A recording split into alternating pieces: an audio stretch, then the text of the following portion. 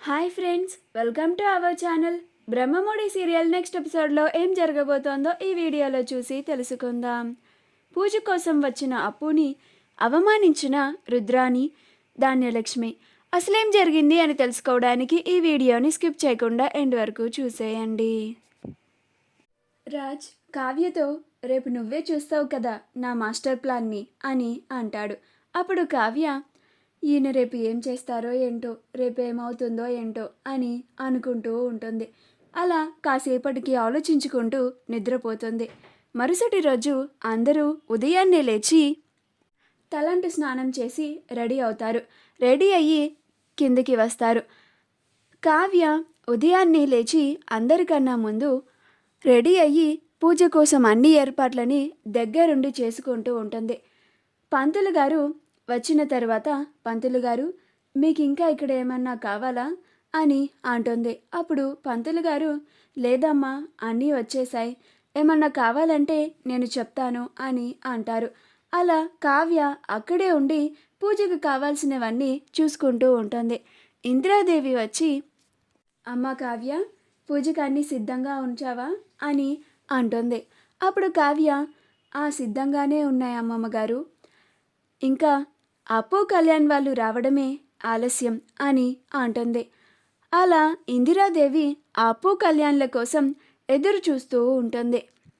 రాజ్ కూడా రెడీ అయ్యి కిందకి వస్తాడు. కిందకి రాగానే కళావతి, అరేంజ్మెంట్స్ అన్నీ పూర్తయ్యాయా అని అంటాడు. అప్పుడు కావ్య అయిపోయాయండి అని అంటుంది. అలా కళ్యాణ్ అప్పులు బయలుదేరారంట, అడిగావా అని అంటాడు. అప్పుడు కావ్య ఏమో నాకు తెలీదండి అని అంటుంది. అప్పుడు రాజ్ అయినా నువ్వెందుకు కనుక్కుంటావులే, వాళ్ళిద్దరికి ఇక్కడ రావడం నీకు ఇష్టం లేదు కదా అని అంటాడు. అప్పుడు కావ్య నేను మీకు నిన్నే చెప్పానండి, వాళ్ళిద్దరూ ఇక్కడికి రావడం నాకు సంతోషమే అని. అప్పుడు రాజ్ సర్లే నేను కనుక్కుంటాను అని కళ్యాణ్కి కాల్ చేస్తాడు. అప్పుడు కళ్యాణ్ బయలుదేరామన్నయ్య, దారిలో ఉన్నాం అని అంటాడు. అప్పుడు రాజ్ నానమ్మ, తమ్ముడు వాళ్ళు వచ్చేస్తున్నారంట, దారిలో ఉన్నారంట అని అంటాడు. అప్పుడు ఇందిరాదేవి అవునా, వాళ్ళ కోసమే ఇందాక నుంచి ఎదురు చూస్తున్నానురా అని అంటుంది. అప్పుడు రాజ్ కూడా నేను కూడా అప్పు కళ్యాణ్లు ఎప్పుడెప్పుడు మన ఇంటికి వస్తారా అని 1000 కళ్ళతో ఎదురు చూస్తున్నాను నానమ్మ అని అంటాడు. అప్పుడు రుద్రాని ధాన్యలక్ష్మితో చూసావా ధాన్యలక్ష్మి, మా అమ్మ రాజ్లిద్దరూ ఎంత ఉత్సాహంగా కళ్యాణ్ అప్పులు ఇంటికి రావడానికి ఎదురు చూస్తున్నారో అని అంటుంది.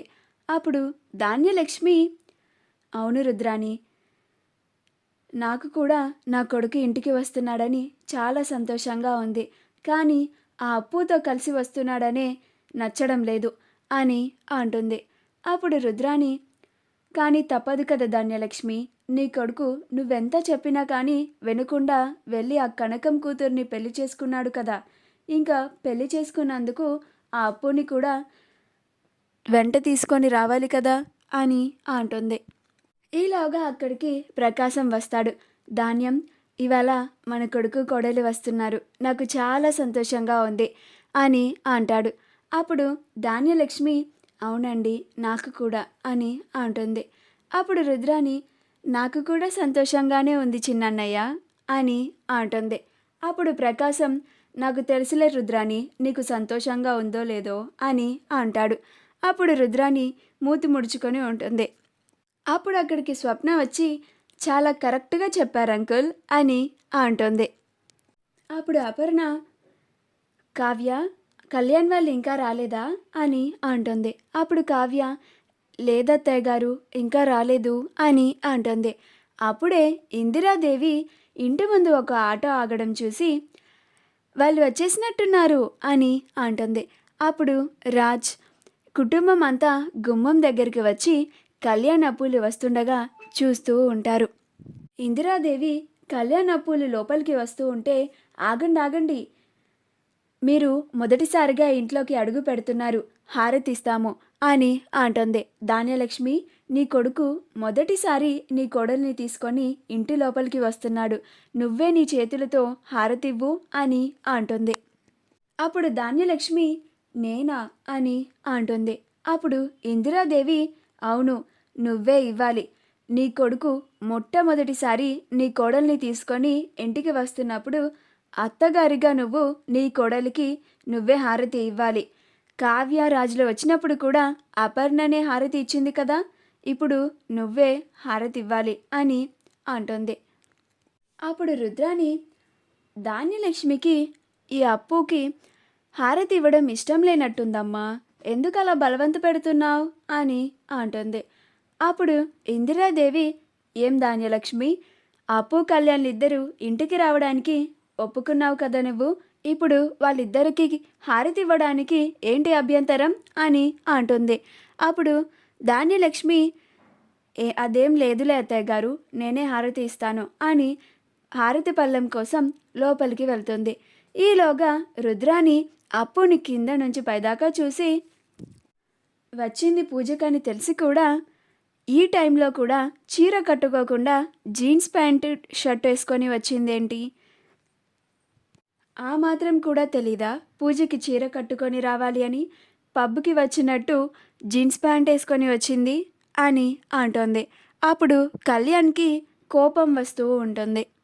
అప్పుడు స్వప్న అత్త, వాళ్ళిద్దరూ కట్టుబట్టలతో ఇంట్లో నుంచి వెళ్ళిపోయారని తెలిసి కూడా అలా ఎలా అనగలుగుతున్నావు, అప్పుకి చీరలేమీ లేవు అని తెలిసి కూడా ఎందుకు అలా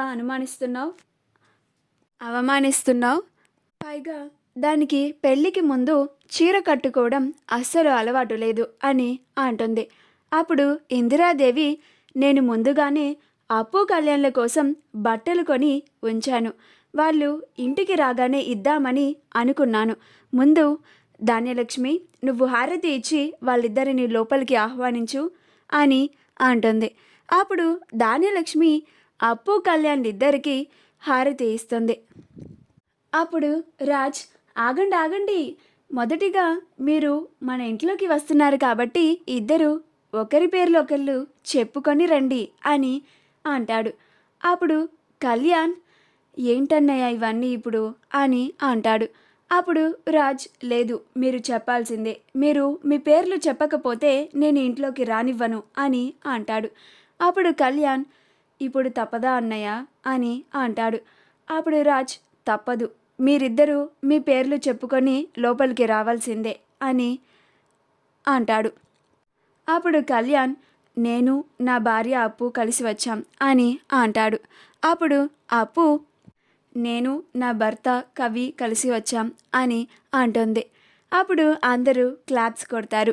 మా వీడియో కనుక మీకు నచ్చినట్లయితే లైక్ చేయండి, షేర్ చేయండి, మా ఛానల్ని సబ్స్క్రైబ్ చేసుకోండి, పక్కనే ఉన్న బెల్ ఐకాన్ని క్లిక్ చేయడం మాత్రం మర్చిపోకండి.